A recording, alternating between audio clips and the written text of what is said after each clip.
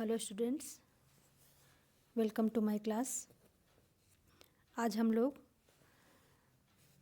Chapter number 2 शुरू करने जा रहे हैं,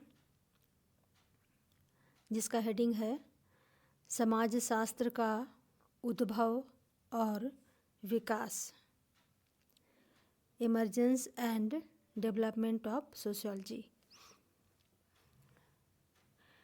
तो समाज शास्त्र जो है वो अन्य सामाजिक विज्ञानों की तुलना में एक नया विज्ञान माना जाता है, एक नया शास्त्र माना जाता है। समाज शास्त्र शब्द का उद्भव दो शब्दों के मिलने से बना है, सोशियस प्लस लोगस। सोशियस का अर्थ हुआ समाज और लोगस का अर्थ हुआ विज्ञान या शास्त्र। इन्हीं दोनों शब्दों को मिलाकर के सोशियोलॉजी बनाया गया है, अर्थात समाज शास्त्र का निर्माण हुआ। ठीक है। समाज शास्त्र का उद्गम यूरोप में हुआ। समाज शास्त्र के अधिकांश मुद्दे तथा सरोकार भी उस समय की चर्चा करते हैं जब यूरोपियन समाज 18th century and 19th century में औद्योगिक पूंजीवाद के आने के कारण गंभीर रूप से परिवर्तन के दौर से गुजर रहा था। नगरीकरण की बढ़ती हुई प्रवृत्ति और कारखानों के उत्पादन सभी आधुनिक समाजों के लिए प्रासंगिक थे। उसी समय समाज के प्रति सामाजिक विचारधारा का भी विभिन्न दार्शनिकों के द्वारा चिंतन किया गया। ठीक है। तो प्रसिद्ध दार्शनिक एवं विचारक सेंट साइमन ने एक ऐसे विज्ञान की कल्पना की जो व्यक्ति पर आधारित न होकर समूह पर आधारित थी। इससे तत्कालीन अध्ययनों में सामाजिकता की अवस्था को बल मिला। इसके बाद जेम्स मिल ने भी एक ऐसे विज्ञान की अवधारणा तैयार की जो संपूर्ण समाज का दर्पण हो। जेम्स मिल की इसी इच्छा की पूर्ति को प्रसिद्ध समाजशास्त्री अगस्त कॉम्ट ने पूरी की। अगस्त कॉम्ट फ्रांस के रहने वाले थे। कॉम्ट ने भौतिक विज्ञान और सामाजिक विज्ञान का मिश्रण कर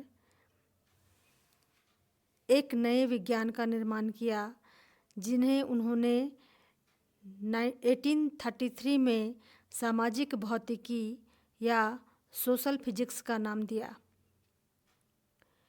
बाद में 1838 में समाज शास्त्र के रूप में उसे स्थापित किया गया। तो इस प्रकार अगस्त कॉम्ट को समाज शास्त्र का जनक या फादर ऑफ सोशियोलॉजी कहा जाता है और इस रूप में वे अमर हो गए। उन्होंने फ्रांस में समाज शास्त्र के प्रचार और प्रसार में मुख्य भूमिका निभाई। चूँकि अभी तक सामाजिक घटनाओं के अध्ययन में समाज शास्त्रीय दृष्टिकोण एवं वैज्ञानिकता का नितांत अभाव था, अतः कॉम्टे ने इन कमियों को दूर करने का सतत प्रयास किया। उन्होंने समाजशास्त्रीय अध्ययनों में से कल्पना एवं दर्शन के प्रभाव को समाप्त करने का प्रयास करते हुए इन अध्ययनों को वैज्ञानिक पद्धति पर आधारित किया, जिससे कि इन अध्ययनों में सुस्पष्टता, क्रमबद्धता और यथार्थता आ सके। कॉम्ट की ही परंपरा को आगे बढ़ाने का श्रेय प्रसिद्ध फ्रांसीसी विज्ञानी इमाइल दुर्खिम को भी जाता है। इमाइल दुर्खिम ने भी वैज्ञानिक पद्धति का प्रयोग करके समाज शास्त्र के अध्ययन करने पर बल दिया। इसी क्रम में विभिन्न समाजशास्त्रियों का नाम आता है, जिन्होंने समाज शास्त्र को सामाजिक दर्शन से हटा करके एक विज्ञान के रूप में स्थापित किया। इनमें Comte, Durkheim, max weber, Spencer, Vilfredo Pareto आदि ने समाज शास्त्र को वैज्ञानिक परिप्रेक्ष्य प्रदान किया। Ward, Sorokin, Parsons, Merton, Burgess आदि ने अमेरिका में समाज शास्त्र को जन्म देकर उनका विकास किया।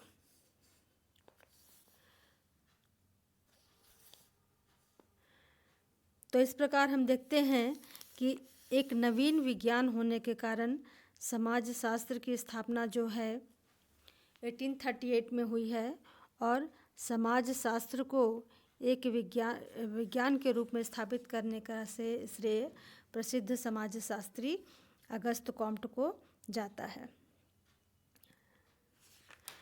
तो इस प्रकार यूरोप में समाजशास्त्र की स्थापना हुई, उसके बाद अमेरिका में समाजशास्त्र की स्थापना हुई और ये जो समाजशास्त्र की स्थापना के बाद फिर भारत में भी समाजशास्त्र का उद्भव एवं विकास हुआ।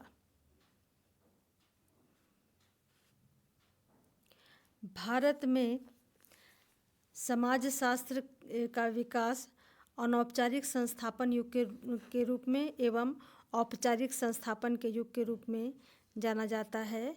अनौपचारिक संस्थापन का युग वो हुआ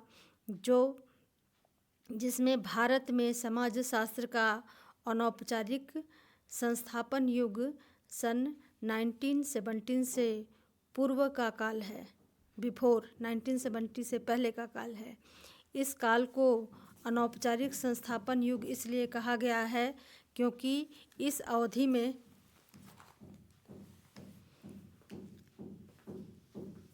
औपचारिक रूप से समाजशास्त्र का शुभागमन भारत भूमि पर नहीं हुआ था।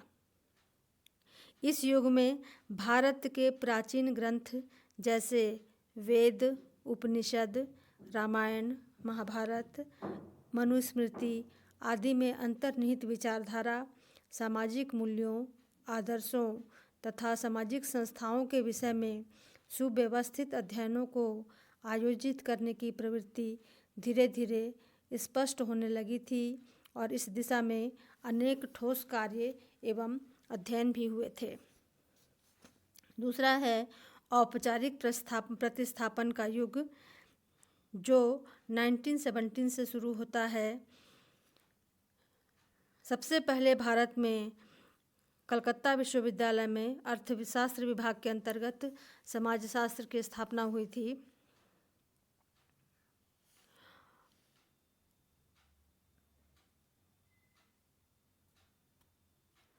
और इसके बाद डॉक्टर राधा कमल मुखर्जी, विनय कुमार सरकार, doctor DN Majumdar, professor Nirmal Kumar Bose जैसे प्रतिभाशाली समाज वैज्ञानिक प्रोफेसर सील के ही शिष्य थे और इन सब ने कलकत्ता विश्वविद्यालय के प्रांगण में विकसित अपनी प्रतिभा को देश के अन्य प्रांतों में फैलाने में महत्वपूर्ण योगदान दिया।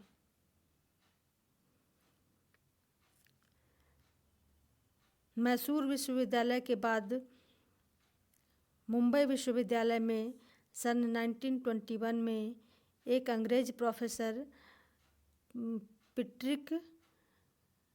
पैट्रिक गिडिंग्स की देखरेख में समाजशास्त्र और नागरिक शास्त्र का एक मिला जुला विभाग खुला।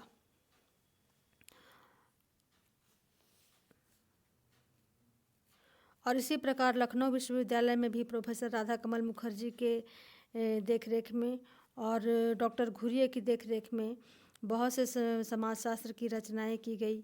इनमें प्रमुख नाम हैं PK Prabhu, KM Kapadia, doctor PN Prabhu, doctor MN Srinivas, doctor AR Desai. इस तरह से बहुत से सामाजिक वैज्ञानिक भारत में भी हुए जिन्होंने समाज शास्त्र के विकास में अपना महत्वपूर्ण योगदान दिया। और धीरे धीरे स्वतंत्रता के बाद भी भारत में भारत में समाजशास्त्र का विकास क्रमशः होता ही जा रहा है। अब हम देख लें कि समाजशास्त्र के अध्ययन का महत्व क्या है। समाजशास्त्र मानव एवं समाज से हमारा परिचय कराता है। समाजशास्त्र आधुनिक जटिल समाज की समस्याओं को सुलझाने में मदद करता है। समाजशास्त्र विभिन्न सामाजिक परिस्थितियों से अनुकूलन करने में सहायक होता है। समाजशास्त्र समाज में सह अस्तित्व की भावना का प्रसार करता है। समाजशास्त्र पारिवारिक जीवन को सफल बनाने में भी सहायक सिद्ध हो सकता है। समाजशास्त्र धार्मिक एकता प्राप्त करने में भी सहायक होता है। व्यावसायिक एवं व्यवहारिक महत्व भी समाजशास्त्र का है। अंतर्राष्ट्रीय क्षेत्र में यह विज्ञान विश्व शांति के बढ़ाने में अत्यधिक सहायक सिद्ध हो सकता है। इस प्रकार व्यवसाय के चुनाव में भी समाजशास्त्र का अपना एक अलग महत्व है।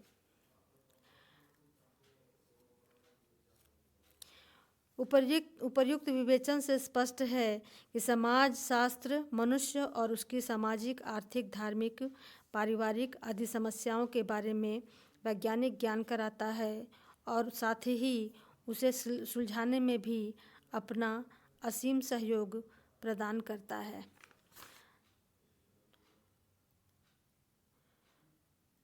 समाजशास्त्र धार्मिक एकता प्राप्त करने में भी सहायक होता है और इस प्रकार हम देखते हैं कि समाजशास्त्र किसी भी समाजशास्त्र जो है वो उसका अध्ययन एक विज्ञान के रूप में अलग से होना अत्यंत ही आवश्यक था, क्योंकि किसी अन्य विज्ञान में अगर समाज को समाहित करके उसका अध्ययन किया जाता था तो वो अध्ययन पूरे तरह से समाज के लिए उपयोगी नहीं होता था। इन सब आवश्यकताओं को महसूस करते हुए 18वीं शताब्दी में इन सब बातों को महसूस करते हुए विभिन्न दार्शनिकों ने इसमें मंथन किया और इस प्रकार समाजशास्त्र को एक अलग विषय के रूप में स्थापित किया गया।